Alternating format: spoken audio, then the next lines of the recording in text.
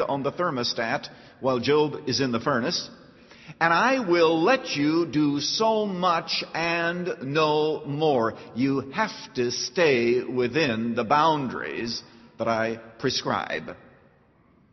So that's God's role. God's role is one of control.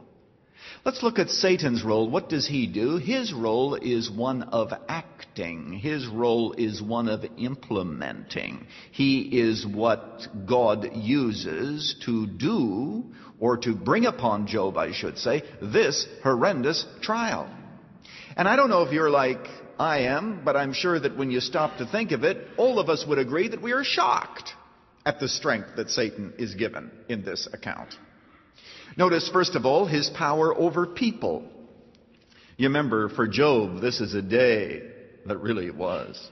It says in verse 13, it happened on the day when his sons and daughters were eating and drinking wine in their oldest brother's house, that a messenger came to Job and said, Job, the oxen were plowing and the donkeys feeding beside them, and the Sabaeans attacked them, and they slew the servants with the edge of the sword, and I alone have escaped to tell you. Well, that was terrible news. But while he was yet speaking, another came and said, the fire of God fell from heaven and burned up the sheep and the servants and consumed them, and I alone have escaped to tell you. How do you like that for a double whammy? Verse 17, and while he was yet speaking, another came and said, the Chaldeans formed 3 bands and made a raid on the camels and took them and slew the servants with the edge of the sword, and I alone have escaped to tell you. Oh, by now, Job could not believe what he was hearing. Verse 18, while he was still speaking, another came and said, your sons and your daughters were eating and drinking wine in their oldest brother's house. And behold, a great wind came from across the desert and struck the 4 corners of the house, and it fell on the young people, and they died, and I alone have escaped to tell you. Look at the power of the devil, first of all, over people.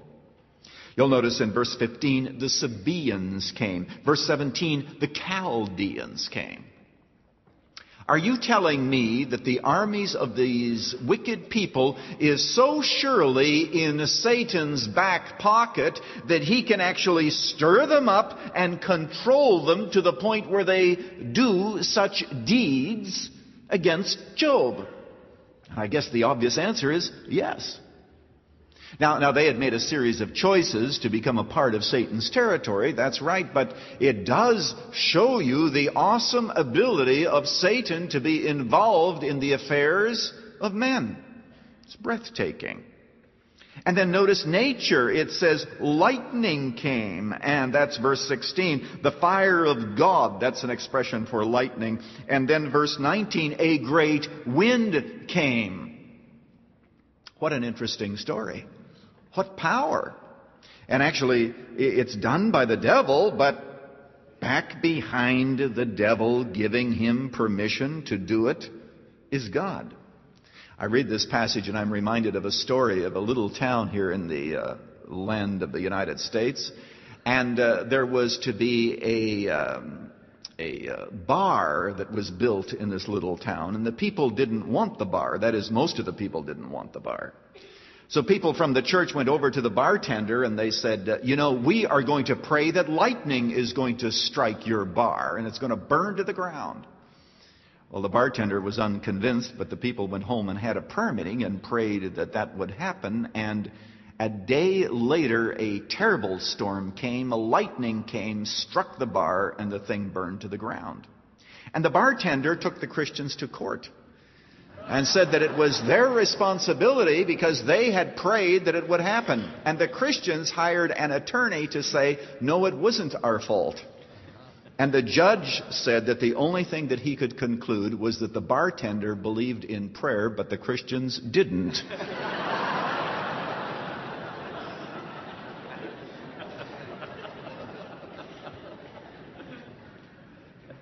Now I want us to look at this text of Scripture and to analyze it theologically.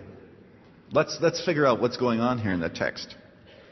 Who is really back behind Job's trial? Who is what philosophers would call the ultimate cause? The ultimate cause is God.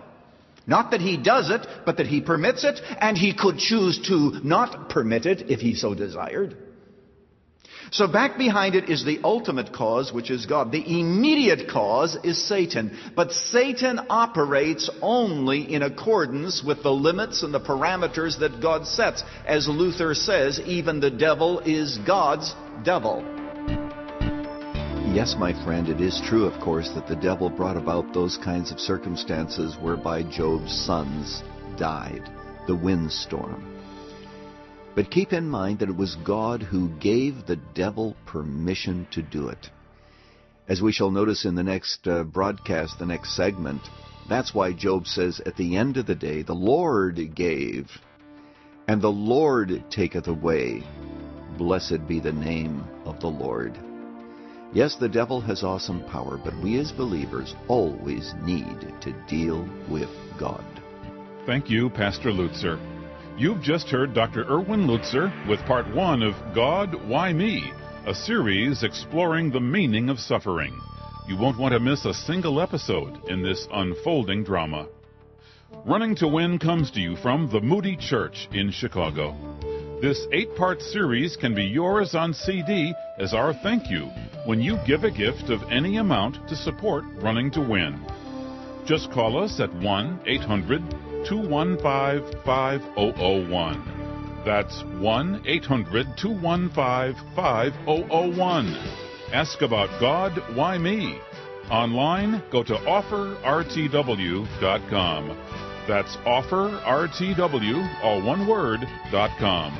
Or write to Running to Win at Box 11174, Chicago, Illinois 60611. This is Dave McAllister.